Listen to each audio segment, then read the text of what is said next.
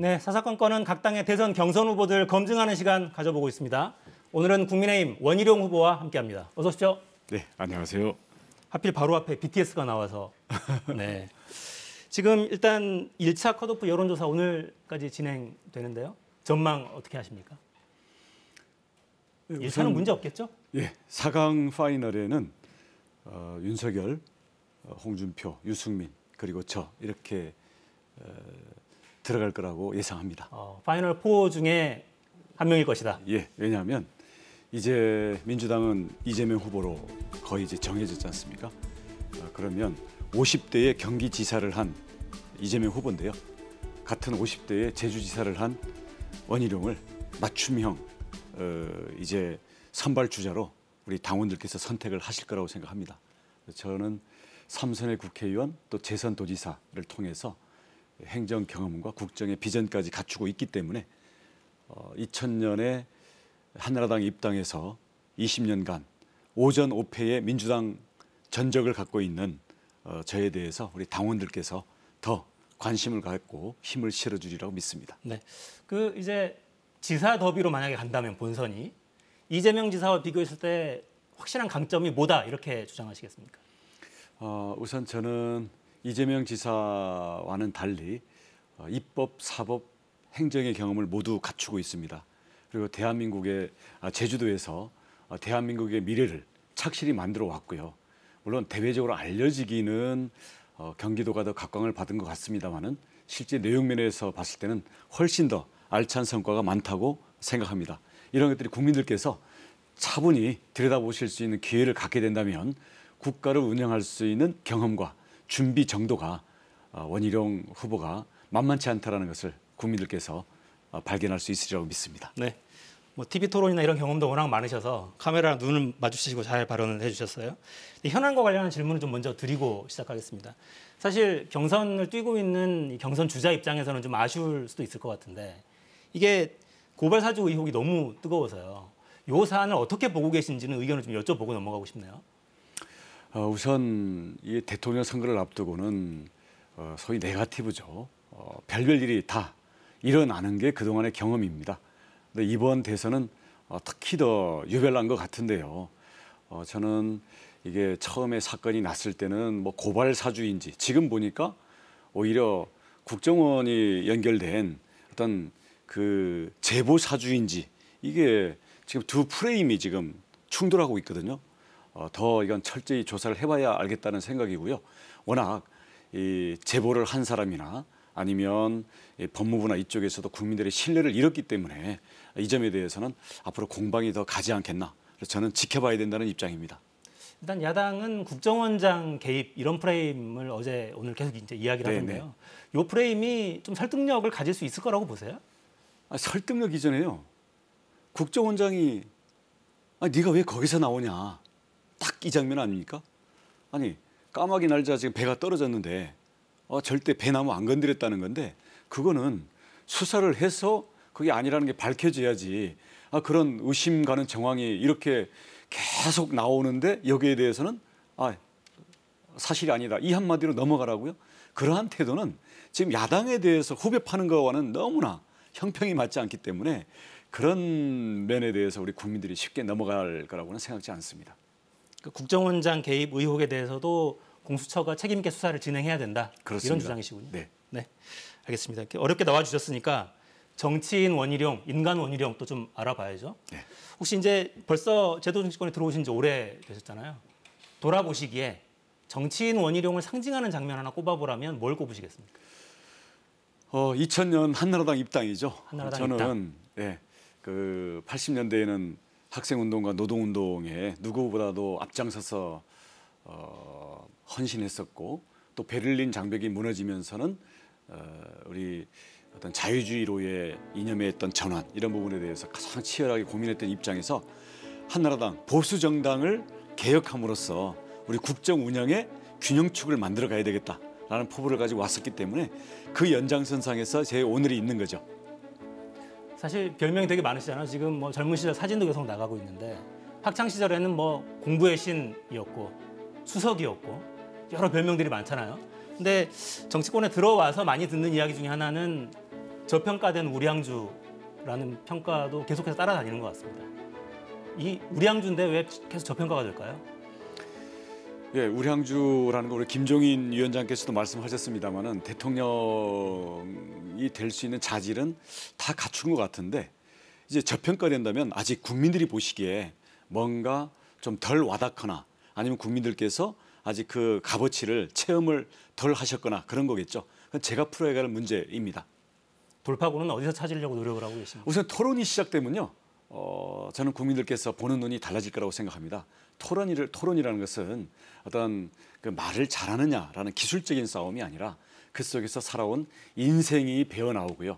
또 정치에 대한 바탕의 생각이 배어 나오는 것이고 또 다른 사람을 대하는 태도, 어떤 현안들에 대해서 만약에 앞으로 그런 공직을 맡게 되면 어떤 식으로 접근해 나갈지에 대해서 국민들이 평가할 수 있는 계기이기 때문에 그런 데에서 저는 뭐 더도 덜도 말고 제가 지금까지 살아왔고 정치 경험과 행정 경력을 쌓아오면서 국가의 발전을 위해서 치열하게 고민하고 제 몸에 체득해왔던 이런 것을 있는 그대로 국민들과 소통을 하고 싶습니다. 네.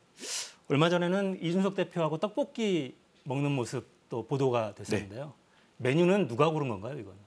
이준석 대표께서. 이 대표가? 예. 이 대표가 좋아하는 메뉴였던 건가요? 아니 원래는 노가리 호프를 가려고 그랬는데요. 네네. 그때가 뭐 고발 사건이니 또 자영업자들 막 이런 슬픈 사건들이 너무 많아서 노가리 호프가 좀 안 맞는 것 같다. 그래서 알코올이 없는 데로 가자.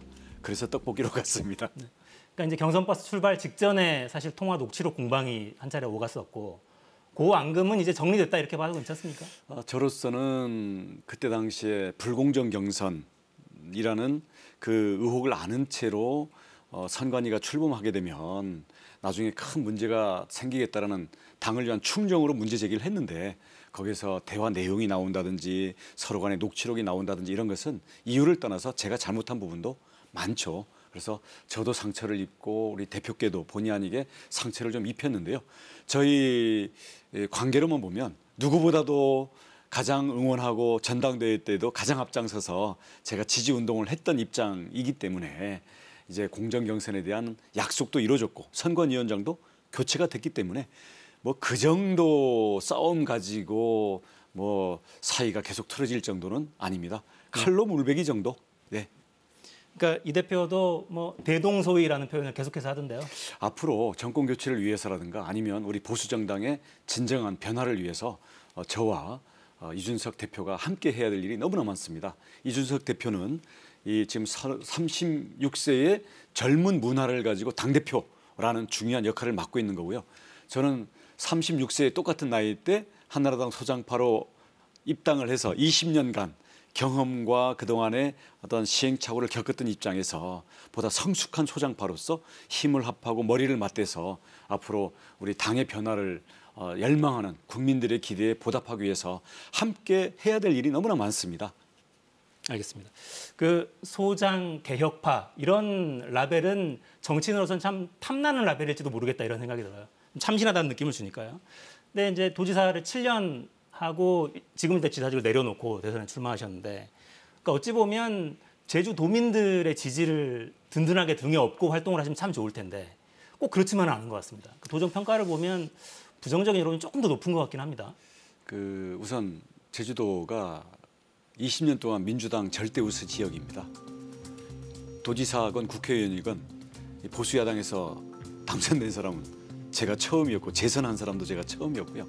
거기다 워낙 공항이라든지 첨예한 갈등 현안이 아직도 진행 중입니다. 이 공항 문제가 되게 네, 그렇습니다. 그래서 여러 가지 정치적인 이유라든지 현안에 대한 어떤 갈등으로 제주도 자체가 서로 도민들께서 지금 불편한 상황이 많기 때문에 제가 사실은 고향이기 때문에 바라는 것보다는 조금 박한 평가를 받고 있긴 합니다만은 앞으로 토론 과정에서 자 제주도의 1%의 인구를 가진 제주도에서 그래도 국정 운영에 대해서 어떤 기회가 많아진다 이런 것들이 오면 모든 것을 또 훌훌 털고 전폭적으로 지지해 주실 거라고 기대합니다. 네, 그러니까 저희 프로그램이 앞쪽 30분은 정치 토론을 하고 네. 뒤쪽은 보통 다른 주제들을 다루는데요.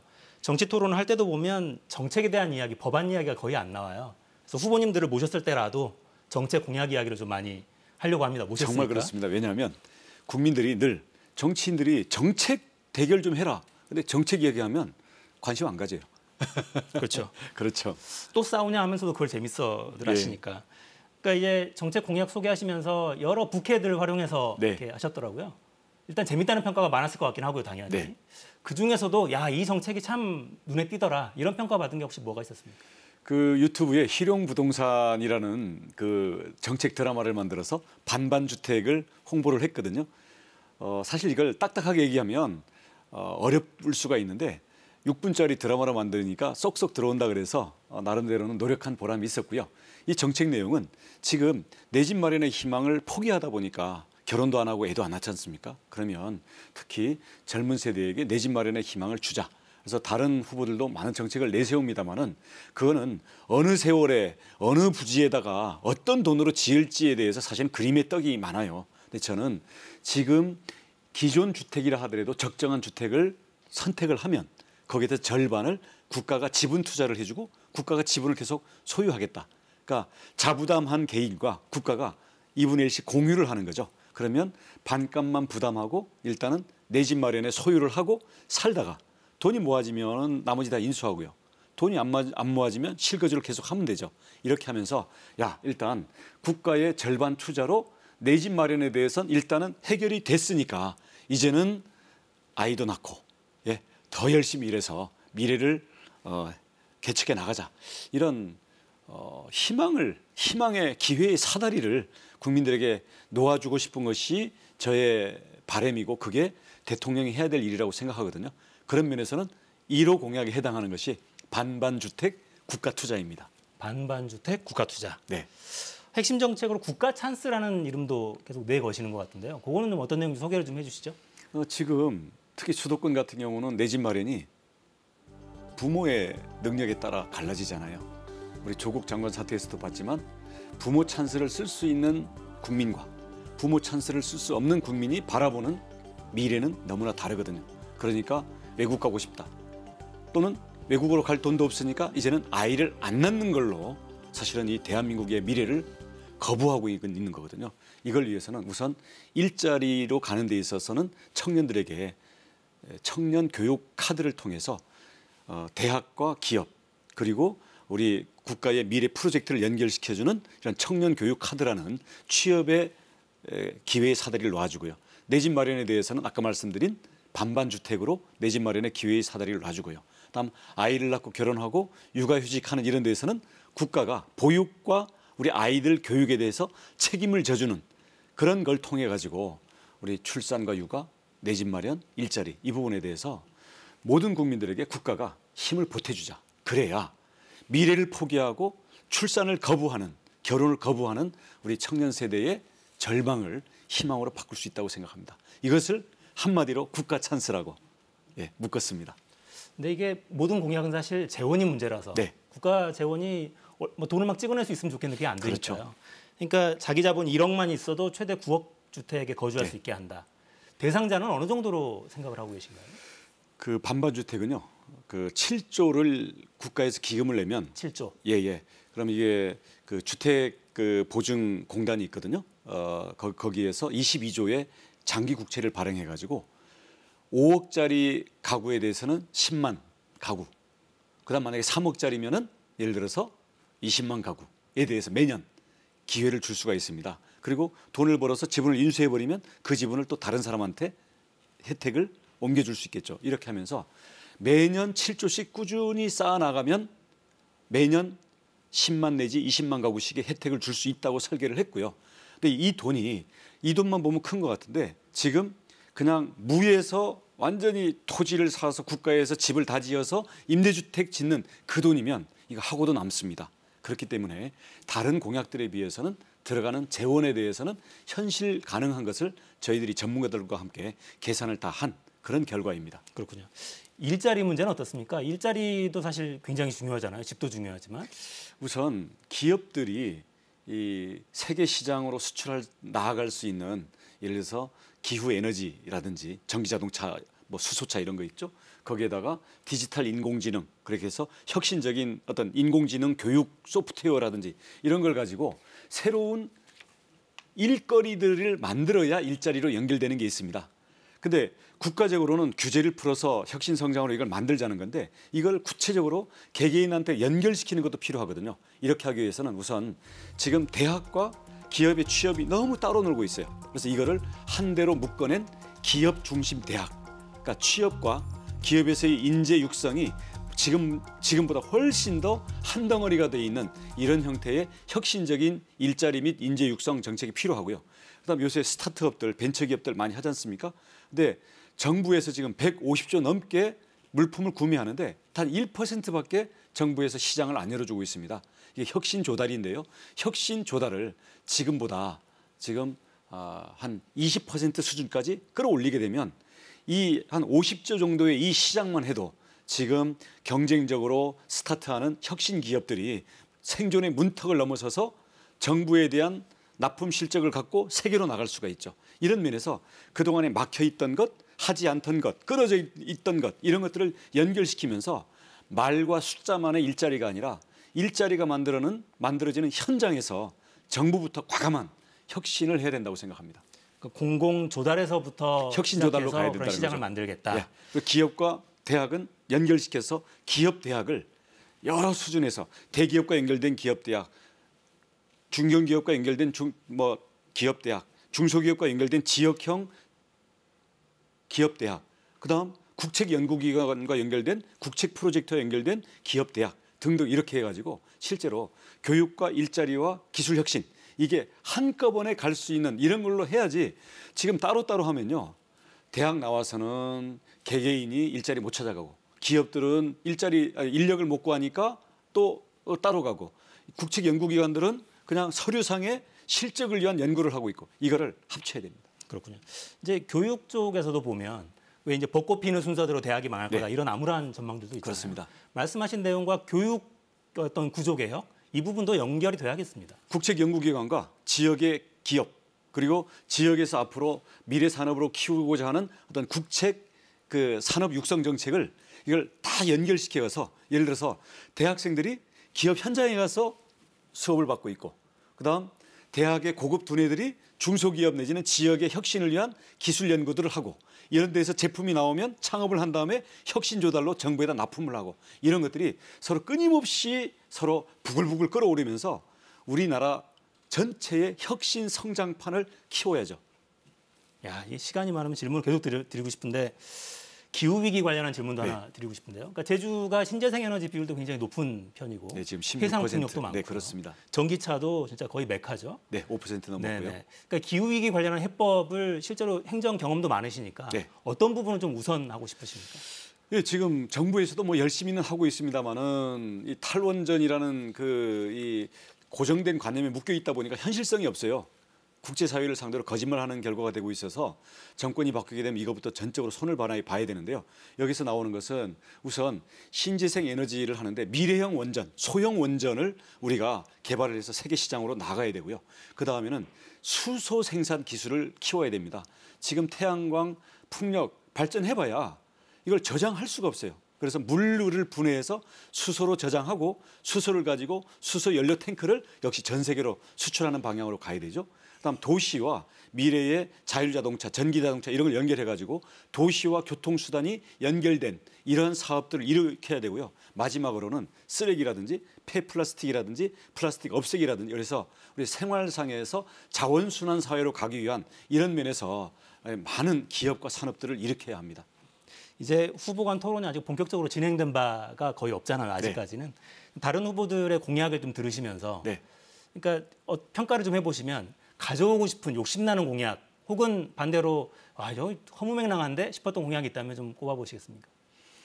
가져오고 싶었던 공약은 지금 뭐 사퇴를 했습니다마는 윤희숙 후보의 장관들을 퇴임할 때 청문회를 하자. 퇴임 청문회. 예, 지금은 취임할 때만 뭐 이것도 하겠다 저것도 하는데 나중에는 머리카락도 안 보이게 그냥 사라지거든요. 그러니까 그렇게 해서 장관 책임제를 높이겠다는 거 연결되어 있기 때문에 지금처럼 대통령 청와대의 하급 행정관들이 뭐 장관을 그냥 오라가라 하는 이런 것들이 아니라 장관 책임제 그리고 이것들을 총괄하는 총리 책임제로서의 책임 정부를 높이기 위해서도 그런 청문회라든가 인사제도를 고칠 필요가 있다고 생각합니다. 네. 마지막으로 벌써 시간이 다 됐습니다. 아까운 시간 벌써 갔네요. 찬바람이 불면 아마 원희룡의 시간이 올 거다. 이런 호언장담도 있으셨고 유권자들에게 당원들이 지금 선택을 하고 계시니까 호소할 수 있는 시간을 제가 좀 드리겠습니다. 네, 이제는 민주당의 후보가 이재명 후보로 사실상 거의 확정이 되었습니다. 이재명 후보는 순발력과 함께 국민들을 상당히 현혹시킬 수 있는 토론 능력과 정책 제시 능력을 갖고 있습니다. 여기에 대해서 맞상대할 수 있는 그러한 본선 경쟁력과 이재명에 대해서 밀리지 않고 압도할 수 있는 그러한 후보들을 우리가 4강에 올려서 치열한 경쟁을 통해서 거기에서 최고의 경쟁력을 보이는 후보를 뽑아야 된다고 생각합니다. 그런 면에서 20년 동안 우리 한나라당 당원들께서 저를 소장파로서 여기까지 키워주시고 3선의 국회의원 경험과 재선의 도지사 경험을 통해서 국정 운영의 비전과 경험을 이미 쌓아주셨습니다.